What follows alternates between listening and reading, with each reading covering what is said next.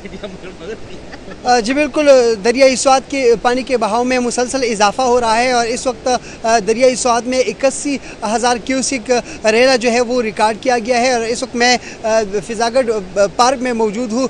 फिजागढ़ park का एक हिस्सा जो है वो भी दरिया में बह गया है। स्वात के जितने भी सियाहती मकामात है, कालाम, मदियन, बहरीन, उनको सयाहों से खाली कर दिया गया है। और जो बहरीन बाज़ार है वो इस वक्त पानी से भर गया है और पानी में डूब गया है।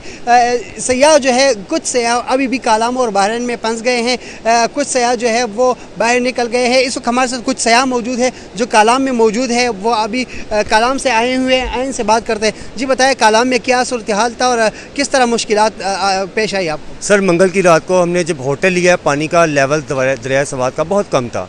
देखते ही देखते बारिश में वो पानी बहुत ज़्यादा ऊपर आ गया, फ्लो बहुत तेज़ हो गया, जिसकी वजह से अगले दिन सुबह को हमें होटल इंतज़ामिया और वहाँ के बाज़ार के जो मुकीम थे उन्होंने कहा जी आप फ़ौरन इसको छोड़ दें।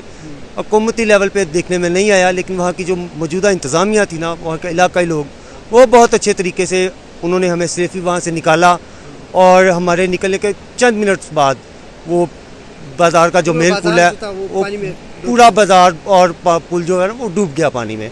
वो फिर भी बाज़ार वाले लोग, जो इंतज़ामिया के लोग, बड़ी अच्छी तरह लोगों को निकाल रहे थे, वहाँ से बहुत कोऑपरेट कर रहे थे। बहुत शुक्रिया। जिस तरह आपने इन सयाहों की बातें सुनी, इनका कहना है कि कालाम में काफ़ी मुश्किलात है, ख़ुसूसन बहरीन बाज़ार जो है वो इस वक्त पानी में डूब गया है और हुकूमत से इन्होंने गिला